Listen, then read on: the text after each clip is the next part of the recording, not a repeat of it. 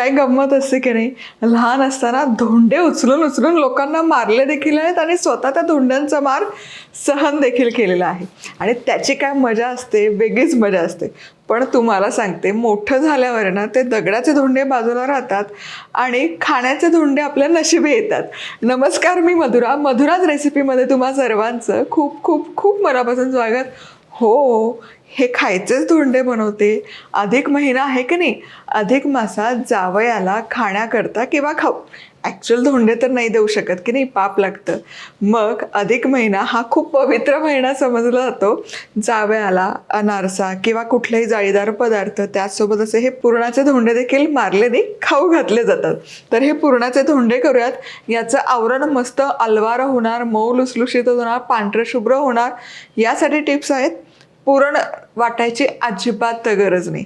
तर सगळ्यात आधी अर्धा कप चणा डाळ घ्यायची. तर यामध्ये भरपूर पाणी घालायचं आणि 3 ते 4 वेळा डाळ स्वच्छ धुवून घ्यायची. डाळ स्वच्छ धुवून झाली. अर्धा कप डाळ आहे तर 1.5 कप पाणी घेतले. झाकण लावायचं मोठ्या आचेवर 5 मिनिटं आणि एकदा का शिट्ट्या व्हायला लागल्या की मध्यम आचेवर 7-8 शिट्ट्या काढून घेणार आहे. चला, इथे ना 8 शिट्ट्या मी काढून घेतल्या. वाफ पूर्ण गेली आहे. वाह. आणि जे प्रमाण दिलं होतं ते परफेक्ट आहे बघा. यामध्ये खूप पाणी पण राहिलेलं नाही, म्हणजे कट काढायला पाण्याचा अंशच यामध्ये राहिला नाही. आता पुरण न वाटता आपण करणार आहे ना, मग काय करायचं, हे असं मॅशर घ्यायचं. आधी डाळ चांगली मॅशरने घोटून घ्यायची. म्हणजे कधी तुम्हाला असं नुसतं पुरण खायची इच्छा झाली तर ही आहे ना अगदी अचूक प्रमाणासहित रेसिपी आहे बघा. आणि आता यामध्ये अर्धा कप चणा डाळ घेतली होती तर अर्धा कपच आपण इथे गूळ घालूयात.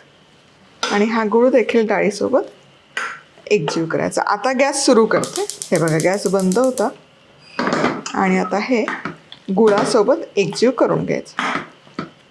पुरण करायची अगदी सोपी पद्धत आहे की नाही. डाळ तुम्हाला वाटून घ्यायची, घाटून घ्यायची काही नाही.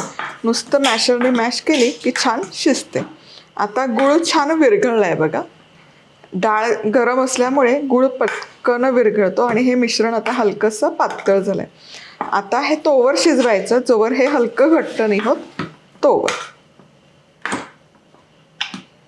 चला, 5 मिनिटं झाली, 5 ते 6 मिनिटं. कमी प्रमाणामध्ये असल्यामुळे हे पटकन शिजतं बघा. छान घट्टसर झाली आहे आणि यामध्ये असं चमचा उभा ठेवला तरी तो छान उभा राहतो. याचा अर्थ पुरण किंवा डाळ आपली छान शिजली आहे. तर गॅस बंद करायचा. खूप कोरडी नका करू, कारण जसजशी थंड होते ना तसतशी ही आणखी घट्ट व्हायला सुरुवात होते. त्यामुळे इतकी जी झाली आहे ती अगदी अचूक आहे. आता यामध्ये घालूयात वेलदोड्याची पूड, सुंठपूड, चिमूटभर मीठ आणि अर्थातच गूळ आहे तर नखभर जायफळ पण घालायचंच. वाह, जायफळाचा स्वाद कुठल्याही गुळाच्या पदार्थात इतका बहारदार लागतो तुम्हाला सांगते. आता हे एकजीव करूयात. आहा हा हा, वा. गुळाचा कुठलाही पदार्थ असेल ना तर तुम्हाला सांगते, सुंठ, वेलदोडा आणि जायफळ, खतरनाक चव लागते त्या पदार्थाची. आता हे मिश्रण पूर्ण थंड करून घ्यायचं. पुरण तयार आहे. आता याच्या आवरणासाठी 1 कप गव्हाचं पीठ घेतलं आणि पीठ चाळून घ्यायचं, म्हणजे आवरणाला आहे ना रंग छान येतो. आता यामध्ये पाव चमचा मीठ आणि त्यासोबतच थोडंसं पाणी देखील घालतात आणि घट्टसर गोळा मळून घ्यायचा. खूप सैल अजिबात करू नका. पाव कपलावर 2 चमचे पाणी जास्त लागतं. एकदम घट्टसर पीठ मळून घेऊया. चला, आता हे छान पीठ मळून झालं. घट्टसर केलं आहे बघा, सैल अजिबात नाही आहे. असं तिंबलं गेलं पाहिजे. थोडंसं पाण्याचा थर लावते कारण आपण तेलबिल काही लावलं नाही आहे. झाकण लावूया आणि इतर कणिक आपण मुरण्याकरता ठेवतो तसं 10 मिनिटं मुरण्याकरता ठेवून देऊयात. कणिक मळल्यावर मला वाटलं थोडी कमी पडेल म्हणून अर्धा कप आणखी कणिक वाढवली आणि हे बघा टोटल 1.5 कप इथे कणिक वापरली आणि हे बघा परफेक्ट झालं. आता थोडंसं तेल स्प्रे करूयात. बरं, हे आपलंच आहे मधुराज रेसिपीचं. मधुराज रेसिपी club.com जाऊन खरेदी करू शकता. फार हँडी पडतं, खूप मस्त होतं रोजचं आपण तेलाची कामं करत असताना. आता हे तेलात पुन्हा मिसळून घ्यायचं आणि कणिक एकजीव करायची. कणिक मळताना अजिबात आपण तेल लावलेलं नाही आहे. जे काही तेल आपण घालतोय ते आत्ताच फायनली, तेही कणिक हाताला चिकटू नये म्हणून. फुसफुस केले त्यामुळे असं काही पाव चमचा पण हार्डली तेल नसेल. आता यामधून एक उंडा घ्यायचा, पण कणिक बघाल कणिक छान घट्टसर आहे, अजिबात सैल नाही आहे. ही आता एकसंध करूयात. आणि ही लाटत असताना आहे ना, तांदूळाच्या पिठीचा वापर करायचा, म्हणजे यामध्ये पाण्याचा जर आणखी काही जास्त अंश असेल तर तोही शोषला जातो आणि उकड काढलं ना की रंग छान पांढरा शुभ्र यायला मदत होते. आता ही सरसर सरसर मोठी पोळी लाटून घेऊया.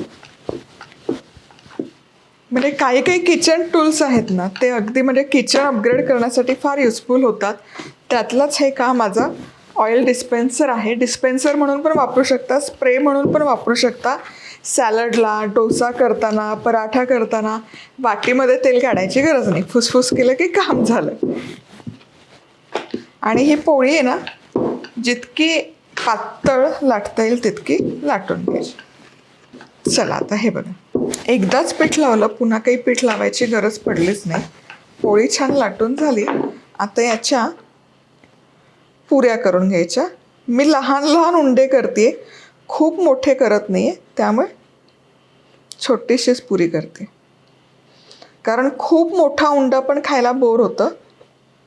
असा छोटासा मिनी साईज असला ना की खाल्ला पण जातो आणि दिसायलाही छान दिसतं आणि कोणी खायचा कंटाळाही करत नाही. हे जास्तीचं आवरण काढूयात. ही पोळी पुन्हा एकदा हलकीशी पातळ करूयात.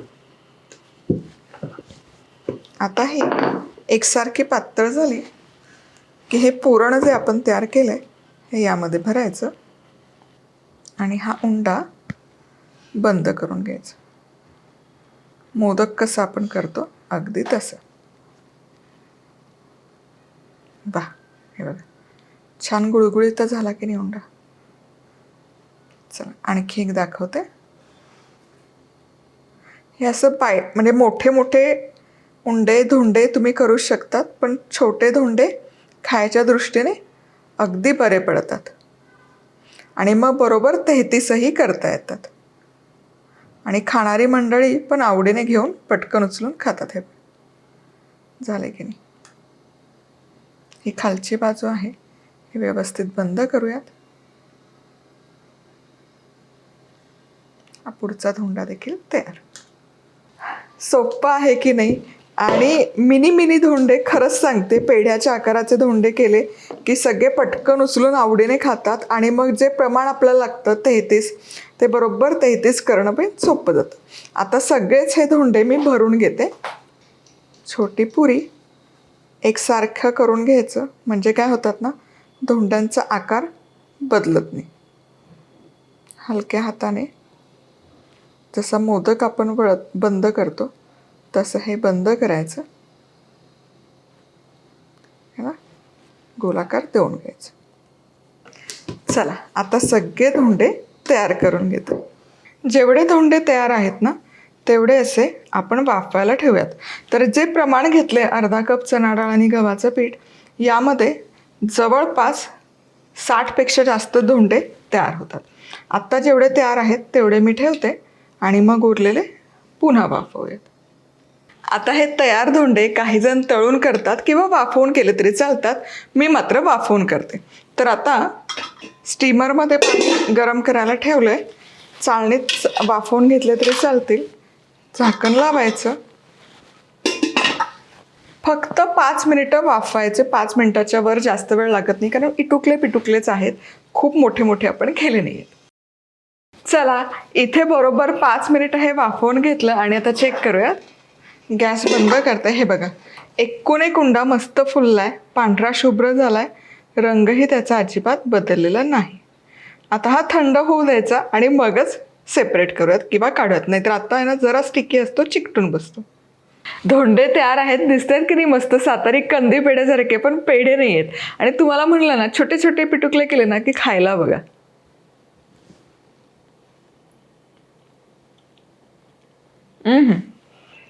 दिंड करा किंवा धोंडे करा, आवरण अलवार झालं पाहिजे. दुसरी गोष्ट, पुरण बहारदार झालं पाहिजे, चवदार झालं पाहिजे. सुंठ, जायफळ, वेलदोड्याचा काय स्वाद उतरलाय तुम्हाला सांगते. न खाणारे मागून मागून खातील याची खात्री मी तुम्हाला देते. चला, रेसिपीचं साहित्य आणि कृती खाली डिस्क्रिप्शन बॉक्समध्ये दिली आहे. करून बघा आणि कसं झालं मला कळवा.